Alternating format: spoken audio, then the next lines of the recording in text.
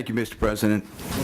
Ladies and gentlemen of the board, it's my pleasure this morning to introduce a initiative as offered by President Strozier and passed by this board relative to our trail system for 2008 in terms of both its security, patrol, and those efforts that the preserve has made on your behalf in order to make our preserves as safe as they can be.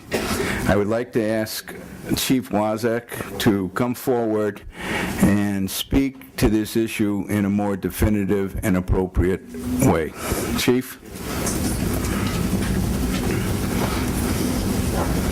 Good morning, Rich Wozak, Chief of Police.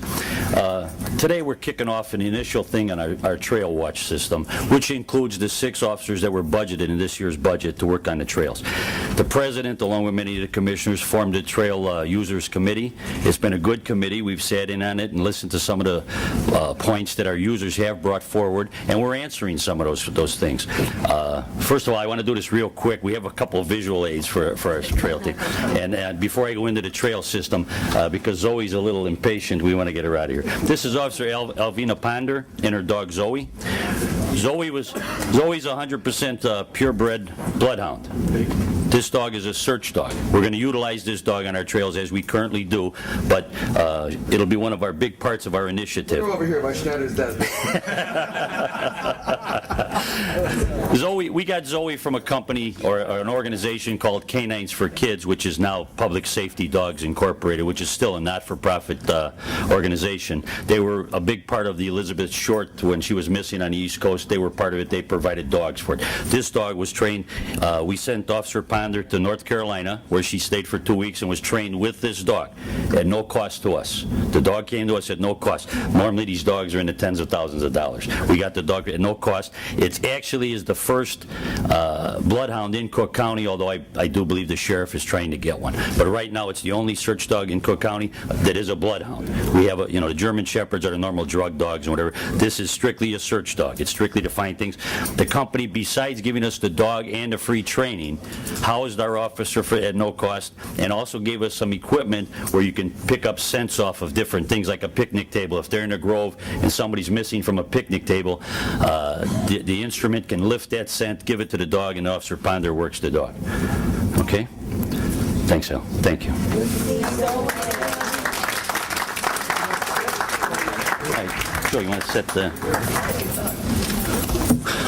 Under the direction of the President and the Superintendent, we went out and took our trails, and the Planning and Development did a real nice job of putting a little map together for us, indicating the trails that we currently have in the Forest Reserve. Joe, you want to flip that over so we can... What we did is we took the trails that we currently have. There are if you look, there's 268 miles of trails. There's probably about 30 or 40 more miles that are smaller trails and stuff like that we couldn't indicate on the map. This map is not to scale. We blew it up purposely so you could kind of see the little black. It's difficult to see, but there's little black lines, which are the trails. Those are GPSed by our Planning and Development Department. They put it together for us, and you'll notice the mileage on each indication, and there's all color codes. In the legend, you'll see we broke the area into 6 different areas because we have 6 different officers. So we broke it into 6 different patrol areas. Now that doesn't mean there's only 6 people working on these trails.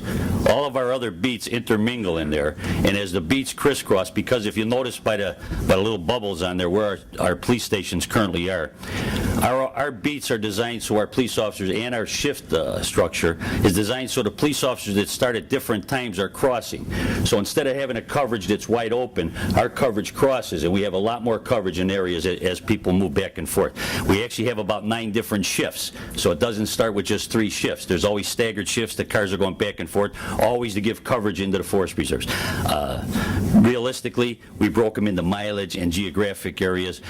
We may tweak that a little bit as we spoke with the superintendent and the president. This isn't written in stone. This is what we're going to begin with. And as we talk to the Trail Users Committee, we may change that. There may be some areas where we may need more coverage than other areas, but we're going to make sure they're all done. Officer Shuckster, this is Officer Joe Shuckster. He's one of our officers.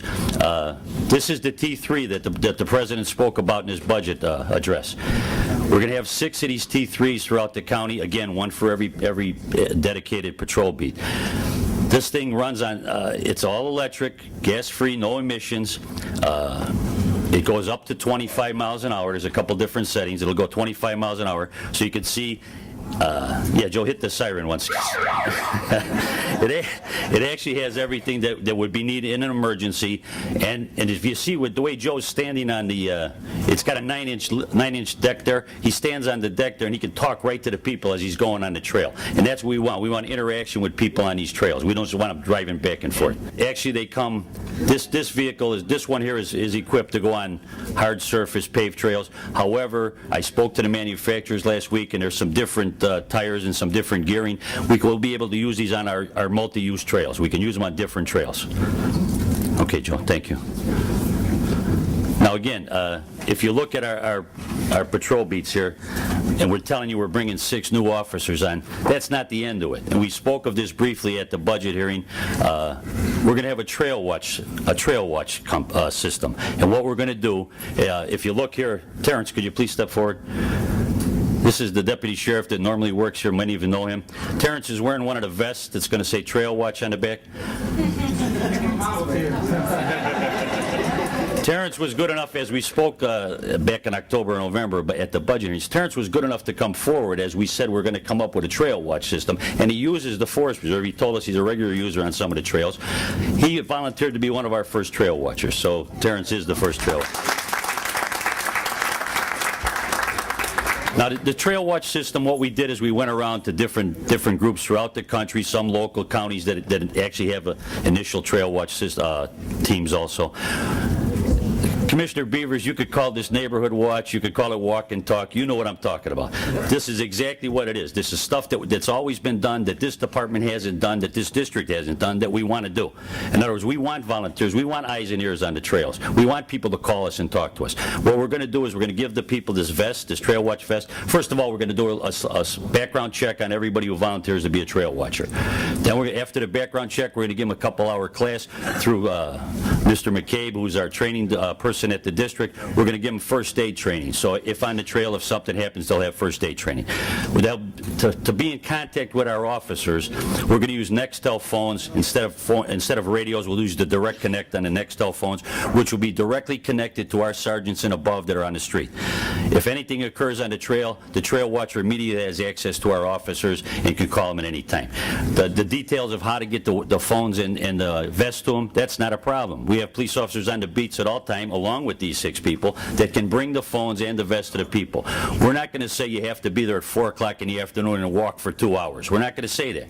We looked at several different things throughout the country, and one of the best, the Sierra Club has a few of them, one of the best that we saw is where the people, when they normally use the Forest Preserve, either to bike or to walk or to run, whatever they're going to do, when they normally use it, they contact us. Our officer brings them a vest and a phone. The officer stays on his beat, and the person walks, runs, whatever they're going to do, enjoys the Forest Preserve.